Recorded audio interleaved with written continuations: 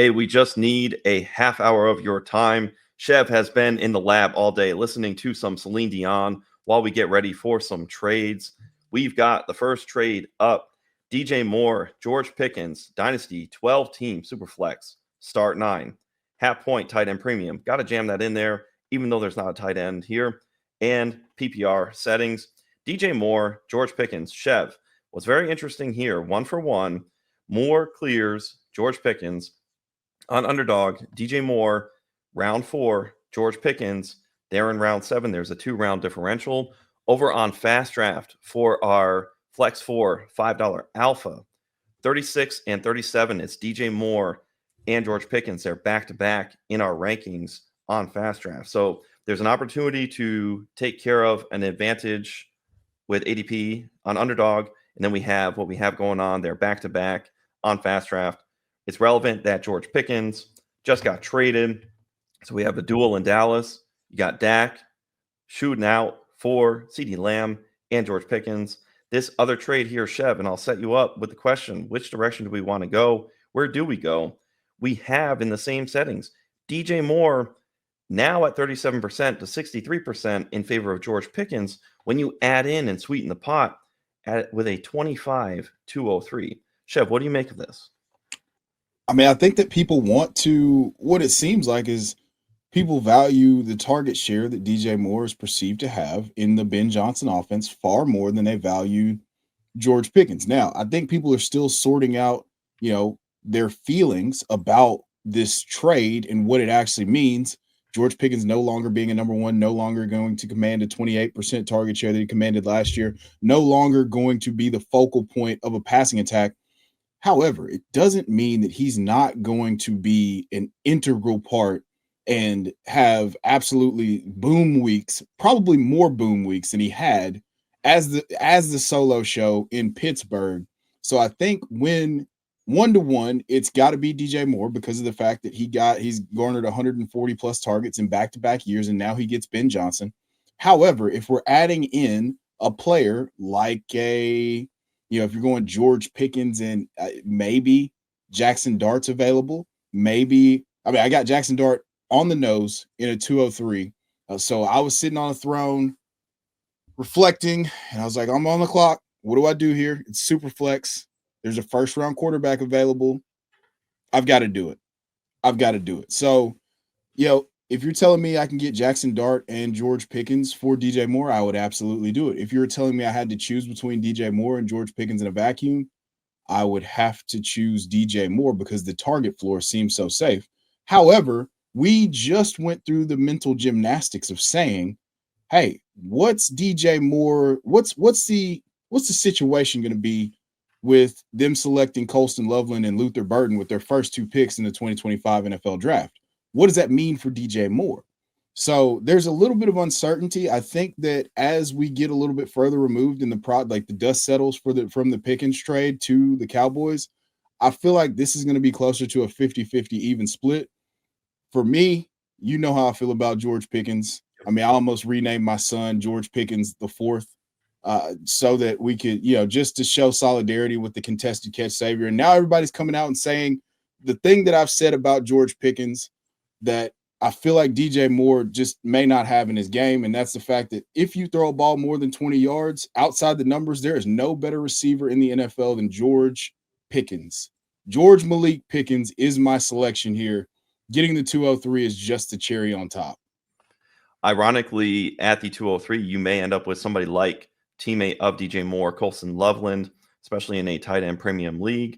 Other players who could be candidates there, you had mentioned Jackson Dart, Trey Harris with the Chargers, and Basil Tootin skyrocketing up on boards. Oh, yeah. DJ Moore, 9th in receptions last year, 3rd in yards after catch at 588. The Bears were 10th in team pass plays per game.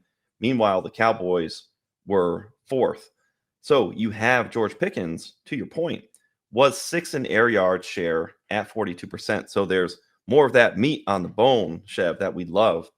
And Pickens was also 3rd in explosive rating from Player Profiler. That's one of our metrics at a score of 127.8 for wide receivers. 31st in targets, though, at 103. 31st in target rate at 24% for George Pickens. Look for those numbers to pick up. Hitch outs and goes. Ray GQ has been talking about those routes, complimenting CeeDee Lamb, George Pickens. So I like where your head's at. DJ Moore 1-for-1 and Pickens. DJ Moore clears. But we went to the lab and we wanted to find some balance. And there's another side out there. So you have another market. And to your advantage, you had a first round, what we believe, quarterback who slid to you at the 203 in Jackson Dart. So great value there. Next trade, we have more Jalen Waddle, George Pickens, more George Pickens talk. He's relevant, just got traded to the Dallas Cowboys. Great for Dak Prescott, right? Now we have Jalen Waddle on one side with George Pickens, 2-quarterback league, 10-team league, start 10, full PPR. On the other side, Jackson Smith and Jacob, JSN, there's a distraction there, a 26 and a 27 round 3. Talk about time value of money. I cross those out. I don't see them. I just see this as a JSN for are we throwing volume, mud at the wall with Jalen Waddle and George Pickens. Which side do you like? I've got to go with JSN here. I'm going with JSN here. The solidified proven asset. I mean, Jalen Waddle didn't break 100 targets last year, and George Pickens, while we are hoping that he's going to a situation where he's undoubtedly getting the best quarterback play of his career. And on top of that, he's going to have a solidified role. He's going to fill that Michael Gallup role, low success rate routes that, usually, 20% completions. He's going to bump that up to 40% or 50% because, again, he's the best receiver at one thing, best receiver in the league at one thing. So, but that's a limited volume route. Whereas we know Jackson Smith and Jigba is locked for 130 targets, even with Cooper Kupp there.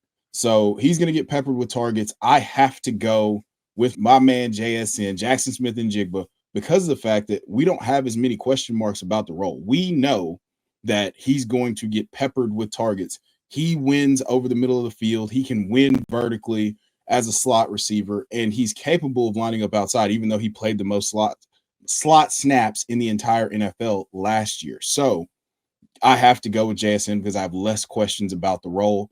If I'm swinging for the fences in a 10-team start 10, I could take the package side, but I find myself just every time I think about it, I'm like, why would I not take JSN?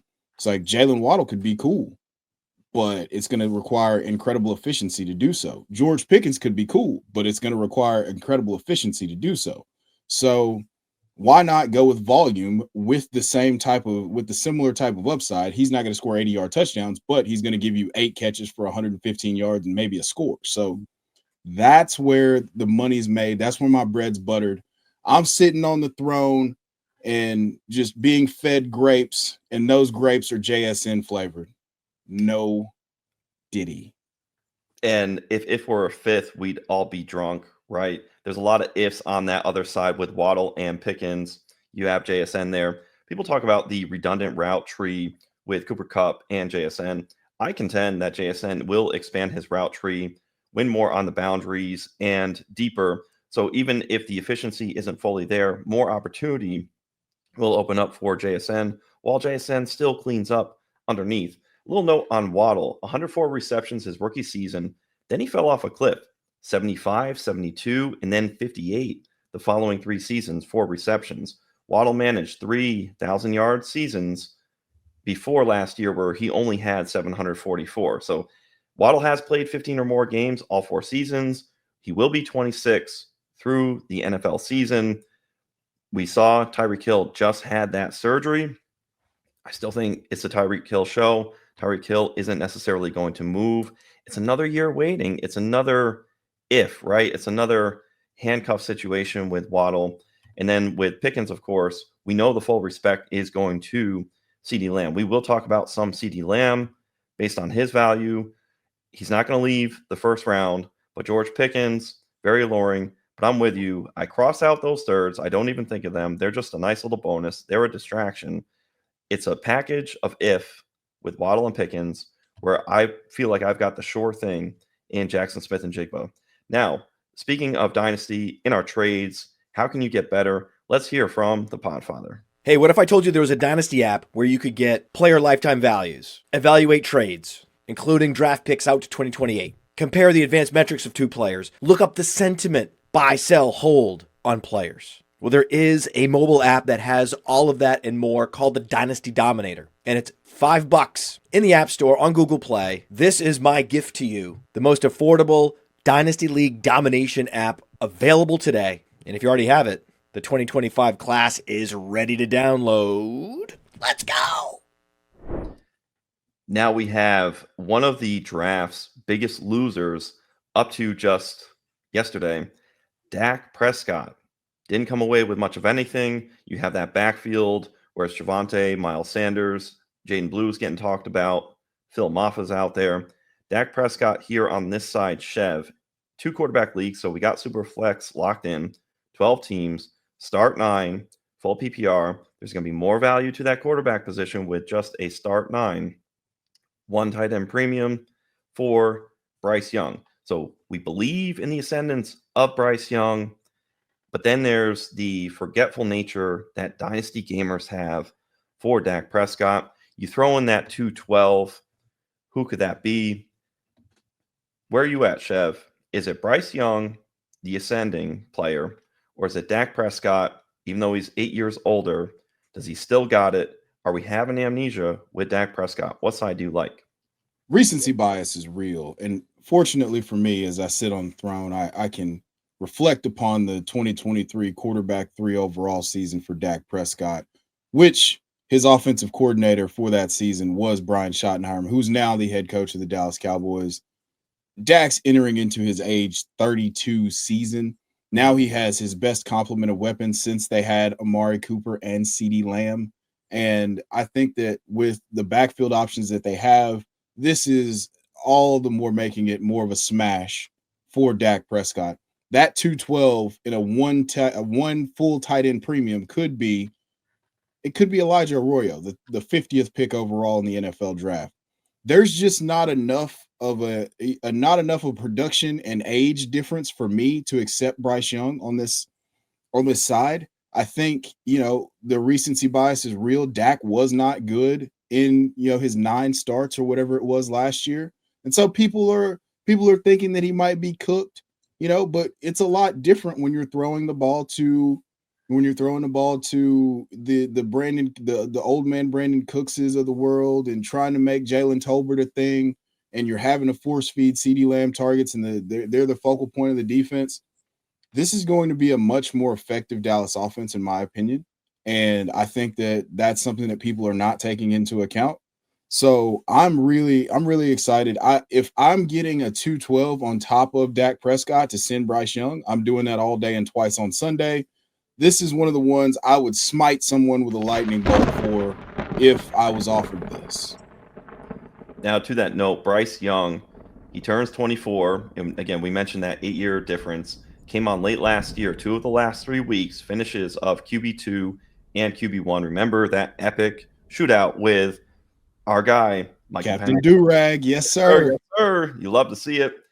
Gets Tet McMillan. There's 8 to 10 targets that we love to see. Gets another year of development for JT Sanders. Chuba Hubbard, huge winner post-NFL draft. I like Bryce Young. In our dynasty rankings at quarterback player profiler, Dak still, though, holds strong with the weight of QB 20 to Bryce Young's 24. People are very quick to forget Dak Prescott, 2023, 4,500 passing yards, and he was QB4 in fantasy points per game. You had mentioned his high finish. This is just a forgetful nature. The perfect second quarterback in your Superflex leagues. You got to love Dak Prescott. Now, could Bryce Young absolutely usurp? Yes, but I'm absolutely not worried at all about the 8-year age gap, because to me, quarterbacks, they can play till they're 40 years old, right? Especially with Dak Prescott being more of a pocket passer now. He can try and preserve himself.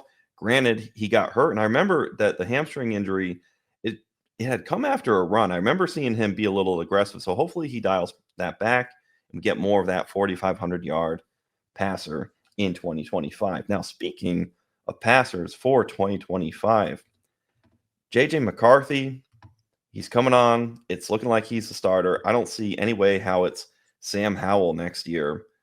JJ Is that a real McCarthy, thing that people are saying? it's crazy because pre-NFL draft, I was drafting plenty of JJ McCarthy as if it was set. You Right. want to see something a little early. If you're not early, you're late. And why wouldn't it be formidable? Daniel Jones leaves town. He got the indicator from the Colts on one end, there being more of an open competition. And the word from the Vikings is JJ McCarthy. He's a first round pick. We know where this is going.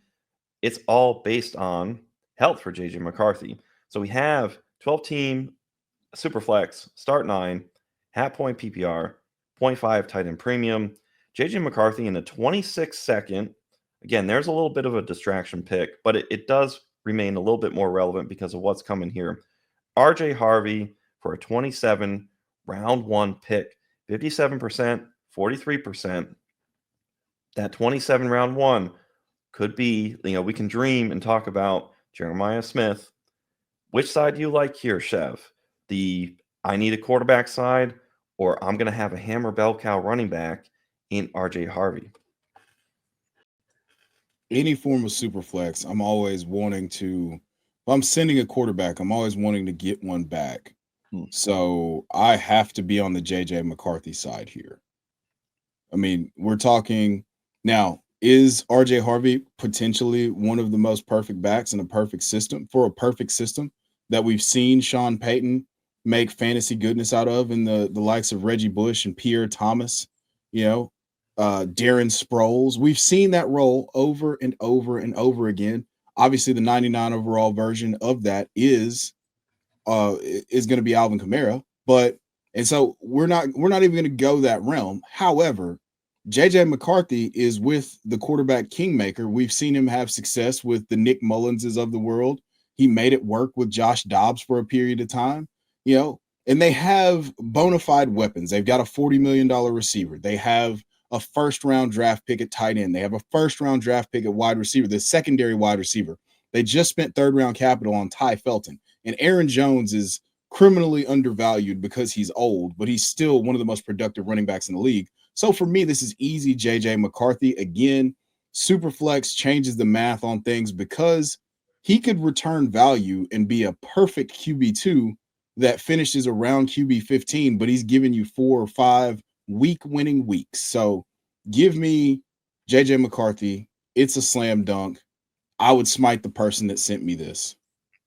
Well, if you took and you smashed and collided the draft class from last year and this year, RJ Harvey, JJ McCarthy, of course, JJ McCarthy being healthy, RJ Harvey, you would have on the sliding scale, on the pendulum, just picture the 101 all the way down to the 112.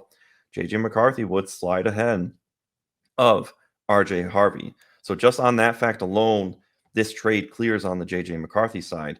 Now, you had made a salient point about you want to get a quarterback back. Chev, what would be a quarterback back that you would want on the RJ Harvey side? It doesn't have to be a stud, right? But it's got to be somebody. Who would it be? Justin Fields. Because you're getting that 1-year rental? Yeah, I would take the one. I would take the 1-year rental. We all know Justin's a really cool name. If you didn't know, one of the coolest names you could possibly have. So for me, I'm taking a 1-year rental and getting RJ Harvey, who could be a potential bell cow. We're all projecting that now, right? So yeah. I would take a Justin Fields. I would take, if you could, I don't know the Anthony Richardson owner would be willing to do that, but I would take a shot on Anthony Richardson. I would take a shot on any mobile quarterback that's slightly depressed because of a lack of certainty about their situation. I'd be willing to take a shot on that and re-roll with RJ Harvey. The quarterback that I would want to take the other side against you instead of Anthony Richardson, it would be Daniel Jones, who will be the 2025 starting quarterback. I'm going to get gained value there. I just traded away the 210 in a rookie draft 2025 Superflex League. Got myself some Daniel Jones, but we'll chirp about that later. Going back to this trade where it would work for RJ Harvey in this 27 round 1 pick for McCarthy in the 26th second. I'm going to give just a counterpoint. Your team, the way it's set up, you do have depth at quarterback. You really don't need JJ McCarthy. You've been able to survive with him on your IR spot. You're able to make this swap right now to a quarterback needy team. I see that path being there for RJ Harvey, where team build wise, you're going to get, we believe, RJ Harvey to be a hammer running back. JJ McCarthy is a weightier quarterback. He's not necessarily going to be an automatic QB1. Granted, Tom Brady is talking about JJ McCarthy. It could be some of that Michigan lens bias that JJ McCarthy could absolutely be an MVP. A lot of respectable scouts, players, very high on JJ McCarthy. So I'm wishing him the best. And I really would like to see how this trade revisited will look in December after the NFL season, because I think it really could go a lot of ways. And speaking of going a lot of different ways, we had George Pickens get traded away. Dormant in the background, we have to look at what's been left. Will Pat Freiermuth rise up in Pittsburgh? In this trade here, though, we have Christian McCaffrey, dormant last year due to injury. DK Metcalf now. Think about DK Metcalf. All 6 seasons has had 900 yards receiving or more, played 15 games in all, durable. Can he get into the 140 target range would be my question. 108 targets last year for DK Metcalf. The thing about Arthur Smith, though, it's always a challenge of 1,000 yards and not getting there because it's Arthur Smith. So when I see 900 yards or more every single season, DK Metcalf is perfect for Arthur Smith. Now on the other side, CMC in 2022, second most fantasy points per game. 2023, first overall. A year removed from that, Chev, how do you feel? We've got the 25-206 that's thrown on to sweeten the pot a little bit. Maybe there's a running back to be had that makes it worth the DK side. Which side do you take? If I'm a contender, I'm taking the Christian McCaffrey side all day, twice on Sunday. No equivocations. If I'm a middling to bottom tier team, I'll take the chance on DK in the 2025-206. That's in the range of Jaden Higgins, Trey Harris. Jaden Higgins, by the way, got fully guaranteed, got his contract fully guaranteed. Good for him as a second round pick. It's the first time it's ever happened. Also, that could be Bashal Tootin. Yep. That could be Kyle Williams or Jalen Knoll. Shout out to the Podfather again for that Kyle Williams love. So I'm more skewed towards the Christian McCaffrey side just because if he is healthy, he's going to be incredible. Whereas you're hoping for some spike weeks for DK Metcalf. We don't know who his quarterback is. We don't know what the potential outlook is from the passing tree. I mean, he could go in and command all the targets that George Pickens commanded last year, and it could end up being 115 targets. So I think the high watermark in an Arthur Smith offense with him calling plays is 117 targets for Drake London in his rookie season. So I would be feverishly on the Christian McCaffrey side. So just to clarify, let's say the 206, we put a name to it. It's Bashal Tootin. Still CMC. Still CMC. Cam Scatbo. CMC. Jaden Higgins. That hurts. Is that a pressure point? That is a pain point there. That is a pain point. I would still have to go. I would still have to go CMC, but I wouldn't like it. It wouldn't feel good, right? It wouldn't feel good. Well, I mean, that might be getting to the point, though, the price point. Yes. I mean, if you're putting names to it, then the Jaden Higgins. My belief in Jaden Higgins is very, very strong, and so I think I think where he landed and the opportunity that they're facing there with 130 vacated targets between Stephon Diggs and Tank Dell being likely out for all of 2025, I think that lends itself to some success for Jaden Higgins. However, if I'm trying to win this year right now, if I finished, if I've got the 109 because I finished fourth or third, anywhere from 109 to 112 in that league, give me Christian McCaffrey all day, twice on Sunday, no questions asked. Hey, so maybe if you are rebuilding, you want DK, you want that 206 to be somebody like Jaden Higgins, but it sounds like maybe just one more pick, maybe it's a 26 second that's got to get thrown out there. Time value of money where they're not thinking about it a year ahead out, right. Maybe even a third this year could sweeten the pot. So trying to find that pressure point here on Trade Gods. Speaking of pressure points, we have CeeDee Lamb. Here's all this trade fallout, right? CeeDee Lamb still in town, 2-quarterback, superflex league, 12 teams, start 12. This is very relevant. This is important. Full PPR, 0.5 tight end premium. This is for pick side, the 102. We're thinking that's Omarion Hampton. Then the pick 110, you can go up there. Maybe that's RJ Harvey falling, Caleb Johnson, if you're lucky. But then receiver wise, Golden, Luka, and then you had mentioned Jackson Dart. So that can start adding up. 5'10", does Brashard Smith make it to the 5'10"? I know he's there late. No. He's not in your drafts, right? Zero chance. He's gone anywhere past the 306 in a draft that I'm in. So that is the 5'10", that's gonna be in like that Ricky White, that Ricky White range. So like might sell insurance next year. Yeah. Right. I mean, it's just we don't know the clarity of role. Actually, I have a 5'10. I have a 5'10 draft where we went all the way to the 5'12. So I'm thinking that I'm gonna be on the package side just because this is exactly what you would want to sell CeeDee Lamb off for. Obviously, you would want that other first round pick outside of the 102 to be a little bit higher. Maybe it's 108, maybe it's 107. So you got a shot at. I've seen Tet fall to 107 in multiple drafts. I've seen Travion Henderson fall to 107. Quinshon Judkins. So if you're gonna re-roll and go big back, go with the big backs, the power backs, or someone who's going to infuse some juice in your lineup and give you some insulated value because of the fact that they're going to. I mean, Travion's probably going to be worth a first next year. Quinshon may or may not be worth the first because that offense is so terrible. But you're buying the talent and hoping for a correction that they can get a quarterback or something. And then the 5'10" is just kind of fodder.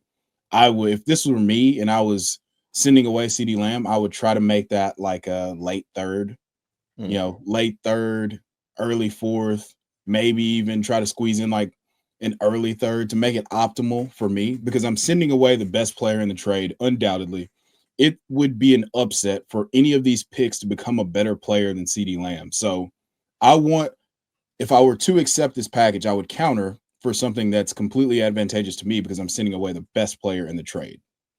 Now, I had to look back. It was a 410 that I got for Brashard Smith. So 5'10", 410. You can see where it might be a little bit, differentiated for me. It kind of looked all familiar there. The 110 to 102, I really like that side. But give me CeeDee Lamb. Now, in start 12, where you have more flex spots, it's going to thin out to where that 110 is much more valuable. We spoke to the names and the players who will be there in that range. I really do love CeeDee Lamb. Let's compress this down, though, to a start 9 or start 10. To me, it's an auto smash in the other direction for CeeDee Lamb. Without question. Yes.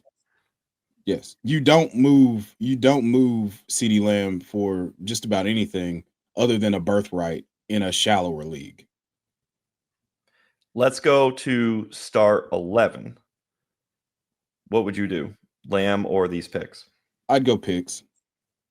Okay, so that's the breaker. 9, 10. 9, 10, CeeDee Lamb, 11 or more. I'm going with the picks. So I think in the start 12 side where you want the package, I think you got to look at the Lamb side if you have the appropriate amount of depth. It sounds like the team that would want to acquire CeeDee Lamb would have that package, but the problem is if they have the 25-102, unless they acquired that pick in trade, that team they don't have enough depth, in my opinion, unless they got ravaged by injuries, to go and acquire somebody like CeeDee Lamb, where it's reduced down based on how many starting spots they have. Right. And it just, to me, this doesn't make sense if you traded for the 102 and you just happen to have the 102 and you were a squad that was, you were one of the first teams knocked out of the playoffs in the first round, and now you have a chance to go get CeeDee Lamb, go get CeeDee Lamb. If you are a bad team, don't do this. Give yourself a chance to hit on one of these rookies, in my opinion. And again, I would trade that 5. I would make that 5-10.